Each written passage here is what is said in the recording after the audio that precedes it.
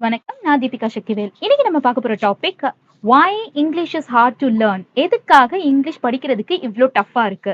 Most of us at some point of time இந்த கொஸ்டின நம்மளே கேட்டிருப்போம். அதாவது இங்கிலீஷ்ல என்னதான் உருண்டு பிரண்டு படிச்சாலும் ஒரு பர்ட்டிகுலர் லெவலுக்கு மேல மார்க்ஸ் வர மாட்டேங்குதே.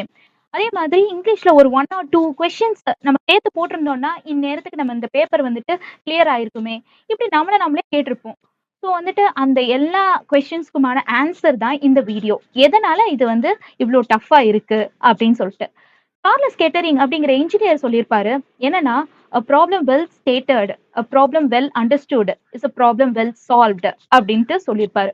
அதாவது நம்ம ஒரு ஒரு ப்ராப்ளம இதுதான் பிரச்சனை அப்படின்னு சொல்லிட்டு நம்மளால புரிஞ்சுக்க முடிஞ்சுச்சு அப்படின்னு சொல்லிட்டு பார்த்தீங்கன்னா, ஈஸியா அத நம்மளால சால்வ் பண்ண முடியும். வாங்க நம்ம வீடியோக்குள்ள போலாம். இங்கிலீஷ்ல இருக்கக்கூடிய முக்கியமான ஒரு பிரச்சனை என்ன அப்படின்னு சொல்லிட்டு பார்த்தீங்கன்னா, லார்ஜ் வெக்காபுலரி. வெக்காபுலரினா என்ன? Set of words. ஸோ இங்கிலீஷ பொறுத்தமட்ல, ஸோ இது வந்துட்டு ஃபர்ஸ்ட் ஸ்டார்ட்டிங்ல இருந்தே, அதாவது நம்மளுடைய இந்த பிரிட்டிஷ் காலத்துல நம்மள வந்துட்டு பிரிட்டிஷார்கள் வந்துட்டு அடக்குமுறை செஞ்ச மாதிரி ஒவ்வொரு இடத்துலயும் போய் இந்த பிரிட்டிஷ் பீப்பிள் வந்துட்டு ரூல் பண்ணியிருக்காங்க. ஸோ அங்க இருக்கக்கூடிய லாங்குவேஜஸ்ல இருந்து அவங்க வந்துட்டு ஏகப்பட்ட வார்த்தைகள கடன் வாங்கியிருக்காங்க. இப்போ உதாரணத்துக்கு, நம்மகிட்ட இருந்து அவங்க கடன் வாங்குன ஒரு விஷயம் கறி அப்படிங்கிறது. அதாவது கறி அப்படின்னு சொல்லிட்டு பார்த்தேன்னா, சாஸ் குழம்பு. இன்னைக்கு என்ன கறி அப்படின்னு சொல்லிட்டு கேட்பாங்க இல்லையா? ஸோ அப்படின்னா என்ன குழம்பு அப்படிங்கிறது. ஸோ அப்போ மட்டன் கறி, சிக்கன் கறி அப்படின்னு சொல்லிட்டு சொல்றது. ஸோ இதே மாதிரி ஏகப்பட்ட லாங்குவேஜஸ்ல இருந்து இவங்க வந்துட்டு ஏகப்பட்ட வார்த்தைகள வந்துட்டு கடன் வாங்கியிருக்காங்க. இது ஒரு ப்ராப்ளம். அதே மாதிரி சயின்டிஃபிக் அட்வான்ஸ்மெண்ட்ஸ் ஆ நாள் ஆக ஆக ஏகப்பட்ட வார்த்தைகள இந்த சயின்டிஃபிக் அட்வான்ஸ்மெண்ட்ஸ் இங்கிலீஷ்குள்ள ஆட் பண்ணுது. ஸோ வருஷா வருஷம் இங்கிலீஷ் டிக்ஷனரியில ஆட் ஆகக்கூடிய அந்த வேர்ட்ஸோட எண்ணிக்கை அதிகரிச்சுட்டே போது. ஸோ நார்மலா பார்த்தோம்னா, இத வந்துட்டு இங்கிலீஷ்ல ஒரு நேட்டிவ் லாங்குவேஜா எடுத்து ஸ்பீக் பண்ற உதாரணத்துக்கு பிரிட்டிஷ் பீப்பிள், அமெரிக்கன் பீப்பிள் அவங்களுக்கே வந்துட்டு இந்த வெக்காபுலரி அப்படிங்கிறது ஒரு டஃப்பான ஒரு விஷயம் தான். ஆனா நம்மளுக்கு எக்ஸாம் பாயிண்ட் ஆஃப் வியூல இந்த வெக்காபுலரி, மீனிங்ஸ், சினோனிம்ஸ், ஆப்போசிட்ஸ் அப்படிங்கிறது ஒரு இம்பார்ட்டன்ட்டான ஒரு ஃபீச்சரா இருக்கு. ஸோ நமக்கும் இது கண்டிப்பா வந்துட்டு ஒரு சவாலான ஒரு விஷயம். ஸோ நெக்ஸ்ட் வந்துட்டு என்னன்னா, இன்கன்சிஸ்டன்ட் ப்ரொனன்சியேஷன். ஸோ நம்மளோட சூப்பர் ஸ்டார் ரஜினிகாந்த் ஒரு ஃபிலிம்ல வந்துட்டு கேட்டிருப்பாரு. இந்த கொஸ்டின் கேட்டிருப்பாரு. P U T put. அப்ப பியூடி புட்ன்னு தானே சொல்லணும். அருமையான கேள்விதான். பட் ஆனா இதுக்கான ஆன்சர் வந்துட்டு என்ன அப்படின்னா யார்கிட்டயுமே இல்ல. ஸோ அதே மாதிரி தான் இங்க பாருங்க. OUGH அப்படிங்கிற set of letters. So first வேர்டுல தோ அப்படிங்கிறப்போ ஓ அப்படிங்கிற இந்த ப்ரொனன்சியேஷன்ல வருது. நெக்ஸ்ட் ரஃப் அப்படிங்கிறப்போ அதே OUGHங்கிறது அஃப் அப்படிங்கிற ப்ரொனன்சியேஷன்ல வருது. டாட்ல ஆ அப்படின்னும், ட்ரூல ஊ அப்படின்னும் வருது. ஸோ இது எந்தெந்த இடத்துல எப்படி எப்படி வரும் அப்படிங்கிறது எல்லா நேரத்துலயும் எல்லா வேர்ட்ஸ்க்கும் நம்மளால கரெக்ட்டா சொல்லிற முடியாது. ஸோ இது ஒரு விஷயம். ஓகேங்களா? ஸோ அதே மாதிரி தான் சீன், சென்ட், கிரசன்ட் இந்த டோ பண்றது, இந்த வண்டிய டோ பண்றாங்க அப்படிங்கிறது நம்ம எல்லாருமே கேட்டிருக்கிற ஒரு விஷயம். அப்போ இந்த இடத்துல OW அப்படிங்கிறது ஓ அப்படின்ட்டு ப்ரொனவுன்ஸ் ஆகுது. அதே இது கவ், நவ் அப்படிங்கிறப்போ ஔ அப்படின்னு சொல்லிட்டு ப்ரொனவுன்ஸ் ஆகுது. இதே மாதிரி இன்கன்சிஸ்டன்ட் ப்ரொனன்சியனால ப்ரொனன்சியேஷன்னால நீங்க வந்துட்டு திணறி இருக்கீங்களா? ஸோ நீங்க வந்துட்டு கமெண்ட் செக்ஷன்ல போடுங்க. அதே மாதிரி சைலன்ட் லெட்டர்ஸ். எதுக்குப்பா இத போடுறாங்க? இதோட யூஸ் தான் என்ன? ஸோ இந்த சைலன்ட் லெட்டர்ஸோட சேர்த்து இந்த வார்த்தைய படிக்கணுமா? இல்ல அப்படின்னு சொல்லிட்டு பார்த்தோன்னா, இந்த சைலன்ட் லெட்டர்ஸ் விட்டு படிக்கணுமா? இது எல்லாமே வந்துட்டு ஒரு சவாலான ஒரு கொஸ்டின்ஸ். உதாரணத்துக்கு இங்க மசில் அப்படின்னு சொல்லிட்டு ஒரு வார்த்தை இருக்கு. இத வந்துட்டு என்னன்னா, இந்த சி அப்படிங்கிறது எதுக்காக போடுறாங்க அப்படின்னு சொல்லிட்டு நம்மளுக்கு தெரியவே தெரியாது. அந்த சிங்கிறது போடாமயே இந்த வேர்ட வந்துட்டு நம்ம எப்படி படிக்கலாம் அப்படின்னு சொல்லிட்டு பார்த்தீங்கன்னா, எஸ்ஸோட அந்த யூசேஜ்லயே மசில் அப்படின்னு சொல்லிட்டு படிச்சுக்கலாம். இதே மாதிரி தான் சைன், டிசைன் இந்த டவுட்ல இந்த பிங்கிறது எதுக்காக வந்துச்சு அப்படிங்கிறது தெரியாது. ஸோ இந்த எதுக்காக வந்துச்சு அப்படிங்கிறத இந்த வீடியோவோட எண்டுல நான் சொல்றேன். ஓகேங்களா? ஸோ இதே மாதிரி சைலன்ட் லெட்டர்ஸ் வச்சு சம் மோர் எக்ஸாம்பிள்ஸ் உங்களுக்கு தெரியுமா? நீங்க எக்ஸ்பீரியன்ஸ் பண்ணியிருக்கீங்களா? நீங்க கமெண்ட் செக்ஷன்ல போடுங்க. So next irregular verbs and plurals. So உதாரணத்துக்கு இந்த இர்ரெகுலர் வெர்ப்ஸ் அப்படின்னா என்னன்னா, இப்போ பாஸ்ட் டென்ஸ் இருக்குன்னு வச்சுக்கோங்களேன். இப்ப இந்த பாஸ்ட் டென்ஸ்ல இப்போ உதாரணத்துக்கு ரிப் அப்படிங்கிற ஒரு வார்த்தை. இந்த ரிப்ங்கிறத நீங்க வந்து பாஸ்ட் எப்படி எழுதுவீங்க அப்படின்னு ரிப்டு அப்படின்னு சொல்லிட்டு போடுவோம். ஈடி போட்டோம்னா மோஸ்ட்லி வந்துட்டு நம்ம பாஸ்ட் டென்ஸ் அப்படின்னு சொல்லிட்டு எடுத்துப்போம். அதே இது இப்ப இங்க இந்த வார்த்தைய பாருங்க. பிரிங்ன்னு இருந்துச்சுன்னா பிரிங்க்டு போட்டோம் அப்படின்னா this is wrong. Entirely wrong. Bring ப்ராட்ன்னு போட்டா தான் கரெக்ட். அதே மாதிரி சிங்க்டு போட்டோம் அப்படின்னு சொல்லிட்டு பார்த்தா திஸ் இஸ் ராங். சாங்க்ன்னு போட்டா தான் கரெக்ட். அப்படி இது வந்துட்டு என்ன அப்படின்னா இர்ரெகுலரா இருக்கு. ஒரே மாதிரி இருக்கும் அப்படின்னு சொல்லிட்டு நம்மளால சொல்ல முடியாது. அதே மாதிரி பாருங்களேன், நார்மலா பாய்ன்னு இருந்துச்சுன்னா நம்ம வந்துட்டு எஸ் போட்டோம் அப்படின்னு சொல்லி பார்த்தீங்கன்னா பாய்ஸ் போட்டாலே அது வந்து கரெக்டான ஒரு விஷயம் தான். ஆனா இங்க அப்படி இல்ல. லீஃப்ங்கிறது லீவ்ஸ் அப்படின்னு சொல்லிட்டு போடறதுல திஸ் இஸ் ராங். இத இப்படிதான் போடணும். அதே மாதிரி மேன்ஸ்ன்னு போட்டோம்னா தப்பு, மென்னுன்னு போடணும். ஸோ இந்த மாதிரி இர்ரெகுலரான வேர்ப்ஸும் ப்ளூரல் ஃபார்ம்ஸும் இருக்கு. இது ஒரு ஒரு டஃப்பான ஒரு ஒரு காம்ப்ளிகேஷன் அப்படின்னு சொல்லிட்டு சொல்லலாம் இங்கிலீஷ். பாருங்க ஹோமோஃபோன்ஸ். ஹோமோஃபோன்ஸ்னா என்ன அப்படின்னு சொல்லிட்டு பார்த்தோன்னா, நம்மளுக்கு பார்க்கச்சுல டிஃபரெண்ட்டா இருக்கிற மாரி இருக்கு. காரணம் என்னன்னா, அதோடைய spelling. Okay, right? So the spelling is different. We know the spelling is different. அதே சமயத்துல என்ன அப்படின்னு சொல்லிட்டு பார்த்தோன்னா, ஸ்பெல்லிங் டிஃபரெண்ட்டா இருந்தாலும், அதோடைய ப்ரொனன்சியேஷன் வந்துட்டு எப்படி இருக்கும் அப்படின்னு சொல்லிட்டு பார்த்தோன்னா, சேமா இருக்கும். The pronunciation is same.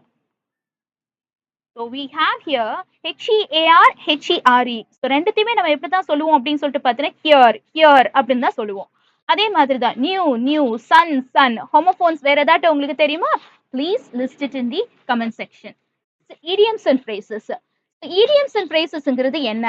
உதாரணத்துக்கு லிட்ரலா நம்மளுக்கு அதோட மீனிங்கை எடுத்துக்க முடியாது. உதாரணத்துக்கு நம்ம தமிழ்ல வந்துட்டு பச்சை மண்ணு அப்படின்னு சொல்லிட்டு சொல்லி கேள்விப்பட்டிருப்பீங்க. ஓகேங்களா? இந்த பச்சை மண்ணு அப்படின்னு சொல்லிட்டு பார்த்தோம்னா லிட்டரலா எடுத்தோம்னா பச்சை கலர்ல மண்ணு இருக்கு அப்படின்னு அர்த்தம். ஆனா அதோடைய அர்த்தம் அது கிடையாது. ஹி இஸ் வெரி நெய்வ்னா என்ன அர்த்தம்னா அப்பாவி, இன்னசென்ட் அப்படின்னு சொல்லிட்டு அர்த்தம். ஒரு இன்னசென்ட்டை தான் நம்ம என்ன மீன் பண்ணுவோம்னா அந்த பச்சை மண்ணு அப்படின்னு சொல்லிட்டு மீன் பண்ணுவோம். ஸோ அப்போ ஒரு விஷயத்த நம்ம சொல்றோம், அதை டைரக்டா அதோட மீனிங் எடுத்துக்காம நம்ம இன்னொரு மீனிங் அதை எடுத்துக்கிறோம். இது தமிழ்ல நம்மளுக்கு ஓரளவுக்கு தெரியும். இங்கிலீஷ்ல நம்மளுக்கு எப்படி தெரியும்? ஸோ உதாரணத்துக்கு அப்போ பீஸ் ஆஃப் கேக்னா என்ன அப்படின்னு சொல்லிட்டு பார்த்தோன்னா ஈஸி அப்படின்னு சொல்லிட்டு அர்த்தம். பிரேக் அ லெக். நமக்கு பார்க்கச்சுல பிரேக் அ லெக் அப்படின்னு சொல்லிட்டு பார்த்தோன்னா காலை உடைக்கிறது தான் பிரேக் அ லெக். ஆனால் எக்ஸாம் எழுதுறதுக்கு முன்னாலே எல்லாரும் இங்கிலீஷ் பீப்புள் எப்படி வந்துட்டு விஷ் பண்ணி அனுப்புவாங்கன்னா பிரேக் அ லெக்னு விஷ் பண்ணி அனுப்புவாங்க. ஸோ இதோட காரணம் இதோட அர்த்தம் என்ன அப்படின்னு சொல்லிட்டு பார்த்தோன்னா குட் லக் அப்படிங்கிறது இதோடைய அர்த்தம். ஓகேங்களா? ஸோ அப்போ பிரேக் அ லெக் அப்படின்னு சொல்லிட்டு பார்த்தோன்னா குட் லக் அப்படிங்கிறது அர்த்தம். ஓகே, சரி. Add insult injury. Add insult to the injury நம்ம வந்துட்டு தமிழ்ல வந்துட்டு பார்த்துக்கிற அதிகமா கேள்விப்பட்டிருக்க ஒரு விஷயம் என்னன்னா வெந்த பொண்ணுல வேலை பாய்ச்சுற மாதிரி அப்படின்னு சொல்லிட்டு சொல்லுவாங்க. ஏற்கனவே ஒரு கஷ்டத்துல இருக்கோம், அந்த கஷ்டத்துல இன்னும் மேலும் அதை வந்துட்டு கஷ்டப்படுத்துற மாதிரி. இதுதான் add insult to the injury. ஓகேங்களா? So look after. இப்போ இந்த ஃப்ரேசஸ்ங்கிறது என்ன? அதாவது லுக்குங்கிறது ஒரு வேர்ப். ஆஃப்டர் அப்படிங்கிறது என்ன அப்படின்னு சொல்லிட்டு பார்த்தீங்கன்னா ப்ரிப்போசிஷன். ஒரே வேர்பை கொடுத்துருப்பாங்க, ஆனா ப்ரிப்போசிஷன் மட்டும் மாறி மாறி வரும். அதை பொறுத்து அதோட மீனிங்கும் மாறி மாறி வரும். லுக் ஆஃப்டர்னா என்ன அப்படின்னு சொல்லி பார்த்தீங்கன்னா உதாரணத்துக்கு லுக் அப் த ஸ்கை அப்படின்னா நீங்க வந்துட்டு ஸ்கைய மேல பாரு அப்படின்னு சொல்லிட்டு அர்த்தம். இதே இது லுக் ஆஃப்டர் அப்படின்னு சொல்லிட்டு பார்த்தீங்கன்னா டேக் கேர் அப்படின்னு சொல்லிட்டு அர்த்தம். ஸோ வந்துட்டு Maran looked after grandparents, his grandparents. ஓகேங்களா? அப்போ வந்து மாறன் வந்துட்டு அவனுடைய கிராண்ட் பேரண்ட்ஸை நல்லா பார்த்துக்கிட்டான். கால் ஆஃப் அப்படிங்கிறது என்னன்னு சொல்லிட்டு அதையும் கமெண்ட் செக்ஷன்ல நீங்க போடுங்க. நெக்ஸ்ட் அடுத்தது கிராமர். இப்ப இங்க பாருங்களேன், இதுதான் இருக்கிறதுல மிகப்பெரிய ஒரு சவாலான ஒரு விஷயம். எக்ஸாம் பாயிண்ட் ஆஃப் வியூலையும் நமக்கு இந்த கிராமர்ல இருந்து ஏகப்பட்ட கொஸ்டின்ஸ் வந்துட்டு நம்மளுக்கு வரும். ஸோ என்ன பிரச்சனை அப்படின்னா இப்ப இங்க ஒரு எக்ஸாம்பிள் கொடுத்துருக்கேன். I had met your brother yesterday. I met your brother yesterday. I have met your brother yesterday. பாக்கச்சுல மூணுமே கரெக்டா இருந்த மாதிரி தான் இருக்கும். பட் ரியாலிட்டியில என்ன அப்படின்னு சொல்லிட்டு பார்த்தோன்னா only the second sentence is right. So எதனால இந்த செகண்ட் சென்டென்ஸ் இஸ் ரைட் அப்படின்னு சொல்லிட்டு தெரிஞ்சவங்க கமெண்ட்ல போடுங்க. ஸோ இதெல்லாம் நம்ம கிராமர்ல பார்க்கச்சுல இன்னும் தெளிவா நம்ம வந்துட்டு பார்க்கலாம். ஓகேங்களா? ஸோ பாஸ்ட் டென்ஸ்ல சொல்லணும்னா ஐ மெட் யுவர் பிரதர் எஸ்டர்டே, நான் நேத்திக்கும் உன்னுடைய பிரதரை பார்த்தேன் அப்படிங்கிறப்போ இந்த சென்டென்ஸ் தான் கரெக்ட். ஆனா பார்க்கச்சுல எல்லாமே ஒரு போல இருக்கு. ஓகேங்களா? ஸோ அதனால என்ன அப்படின்னா ஒன்று போல இருக்கு. அதனால ஸோ கிராமர்ல ஏகப்பட்ட காம்ப்ளிகேஷன்ஸை நம்ம வந்துட்டு சந்திக்கலாம். Next why so many inconsistencies in English? So எதனால இந்த இன்கன்சிஸ்டன்சிஸ் ஏற்படுது? இப்போ பெரியார் வந்துட்டு எழுத்து சீர்திருத்தம்னு ஒண்ணு பண்ணாரு. உதாரணத்துக்கு பாருங்களேன், அந்த காலத்துல நை அப்படிங்கிறது இப்படிதான் இருக்கும். அதை எப்படி மாத்தி விட்டாரு அப்படின்னு சொல்லிட்டு பார்த்தோன்னா இப்படி மாத்தி விட்டாரு. அதே மாதிரிதான் மூணு சொல்லி இதை வச்சு இருக்கும். இதை எப்படி மாத்தி விட்டாருன்னா இந்த மாதிரி மாத்தி விட்டாரு. ஓகேங்களா? ஸோ அப்ப இந்த மாதிரி எழுத்து சீர்திருத்த மாதிரி இங்கிலீஷ் பீப்புளும் பண்ணிக்கிட்டாங்க. இப்போ ஜெர்மன்ல இருந்து வந்துட்டு கடன் வாங்குறாங்க. ஜெர்மன் லெட்டர்ஸ்க்கு இணையான இங்கிலீஷ் லெட்டர்ஸ் இல்ல அப்படிங்கிறப்போ இந்த மாதிரி வார்த்தைகளை போட ஆரம்பிச்சுக்கிட்டாங்க எக்ஸ்ட்ராவா.